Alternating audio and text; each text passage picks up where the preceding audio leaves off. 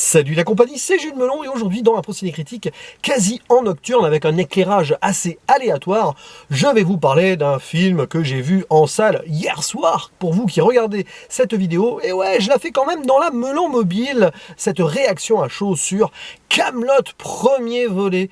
Et oui, le premier film de la potentielle trilogie, tant attendu par les fans de la série Kaamelott, 12 ans après le livre 6, ou la 6e saison si vous préférez, évidemment écrit, réalisé et même interprété par Alexandre Astier qui reprend son rôle phare du roi Arthur Pendragon, et à côté quasiment tout le casting de la série est là, que ce soit les traditionnels acteurs pas forcément connus en dehors de cette série et les guest stars tels que Alain Chabat, Christian Clavier ou encore François Rollin.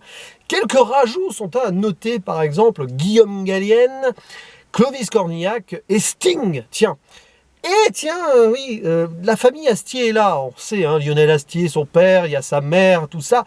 Mais il y a également ses enfants, notamment Neil Astier, qui joue Arthur jeune. Et ouais, comme quoi, dans des flashbacks, sans en dire plus. Alors, pour faire simple, l'histoire, tout se déroule 10 ans après donc la 6e saison. Arthur est parti à Rome pour se cacher depuis que Lancelot a pris le pouvoir. C'est lui qui l'a adoubé en plus, mais quand il est devenu roi, Lancelot, il est devenu tyrannique et il a chassé les chevaliers de la table ronde. Et Arthur était donc persona non grata. Il a dû partir loin, loin, loin, là où Lancelot ne pourrait pas le trouver. Et là, des années après, on va le retrouver, Arthur, et il va revenir, malgré lui, un petit peu au royaume de l'ogre, donc là où Kaamelott est, etc. Mais que va-t-il y faire? C'est ça la question. Sur place, les gens pensent qu'il est mort, ou s'il revient, on va pouvoir enfin établir une résistance et renverser donc le pouvoir en place, etc., etc.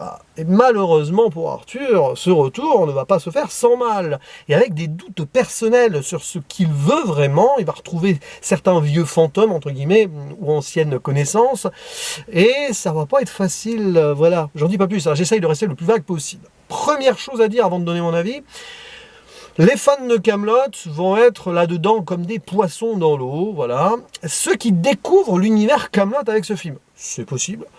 Vous n'allez pas forcément être perdu, mais il y a des références qui vont clairement tomber à l'eau et des petites choses qu'on ne va pas forcément comprendre si on n'a pas vu quand même au moins la 6e saison. Voilà, c'est des choses qui sont vite évoquées, mais bon, sur le moment, tu te dis quand même, pour faire un petit exemple précis, oui, le roi Arthur, dans la saison 6, essaye de se suicider, mais bon, on s'est vaguement évoqué et c'est pas forcément remis sur la table. Un petit peu quand même vers la fin, mais voilà. Bon, et l'important peut-être de cette vidéo, si vous la regardez, c'est vous voulez connaître mon avis. Alors c'est compliqué parce que j'ai passé un bon moment, vraiment, c'est bien. C'est bien, Alexandre Astier a réussi quand même quelque chose de fort, c'est-à-dire rendre une histoire épique, à la fois drôle et dramatique, mais ça il l'avait très bien fait en série. La question c'est, est-ce que ça passe en film? Il y a un début, une progression, une finalité dans le film, mais c'est compliqué en 2 heures. Disons que là, j'ai eu l'impression d'avoir vu la saison 7 de Kaamelott mise en 2 heures, alors que ça aurait pu être développé en, je sais pas moi, 6-7 épisodes de 45 minutes.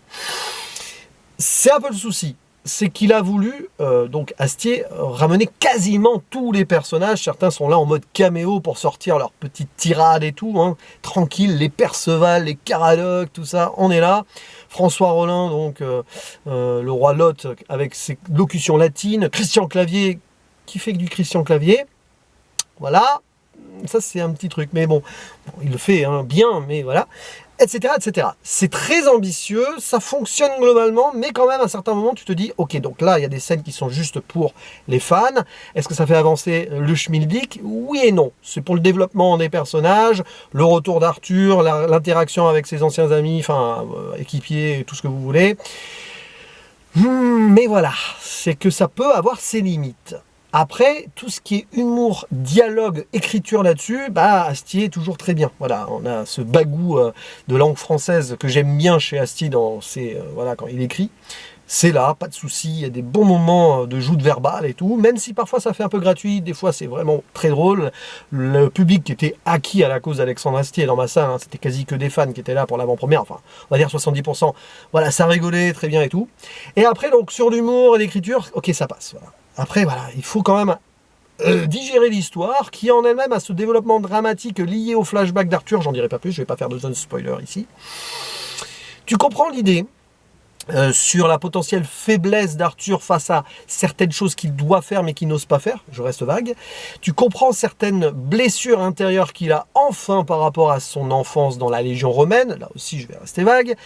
Ok, ça passe, c'est très bien, mais le problème c'est que c'est un peu noyé dans une sorte de tentative d'aventure épique qui fonctionne et d'humour qui fonctionne, qu'au final tu arrives au bout et tu te dis j'aurais aimé en voir plus sur certaines choses et moins certains autres trucs, certains autres petits blabla et tout.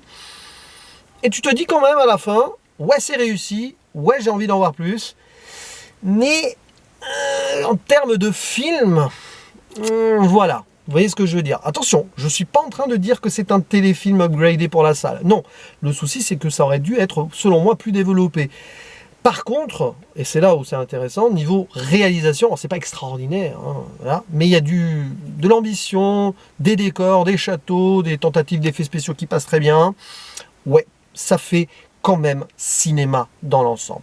Voilà. Les costumes, on va rien dire évidemment, si ce n'est celui de Lancelot qui quand même a une tête de gland avec, mais ça, c'est peut-être voulu, je ne sais pas. Il y a peut-être de l'humour vestimentaire aussi là-dedans.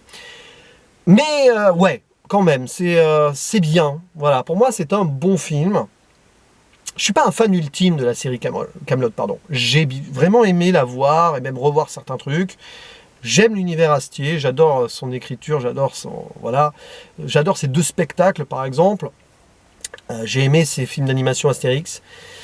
J'ai aimé ce film. Mais n'étant pas fan ultime, je pense que je n'étais pas la cible totale, profonde, on va dire, pour que j'en ressorte de là, waouh, les gens ont applaudi à la fin. Mais je sens quand même qu'il y a eu une petite latence avant les applaudissements. Je ne suis pas certain que tout le monde ait ultimement apprécié. En même temps, les attentes étaient tellement grandes que certains ont dû ressortir de là un peu déçus. Ce n'est pas mon cas. J'ai vraiment passé un bon moment. Les acteurs font le boulot. Voilà, pas de souci là-dessus. Il y a des moments, voilà, d'échanges qui font plaisir à voir, même si on se demande dans la construction pourquoi ça en est arrivé là. J'en dis pas plus, mais il y a quand même un personnage féminin avec Arthur à un moment. Oui, ok, on comprend. Petit indice, hein, les ruines du château du père de Lancelot. Voilà, j'en dis pas plus. Enfin, les ruines, oui. Le château de, je sais plus comment, de Bannes, hein, il me semble, c'est ça. C'est marrant, château de Bannes pour quelqu'un qui a été banni à un moment dans la série. Voilà, donc après, voilà, il y a des personnages qui ont été sous-exploités, selon moi. Merlin, notamment. Voilà, mais bon. Et d'autres qui ont été trop mis en avant, notamment le personnage de Christian Clavier. À un moment, on nous fait du Christian Clavier show. Je veux bien, mais. Voilà. Bref. C'est tout ce que j'avais à dire sur ce Kaamelott, parce que c'est une réaction à chaud, très à chaud, sans spoiler, mais je vais lui mettre une note très provisoire de 7 sur 10, pas plus, pas moins.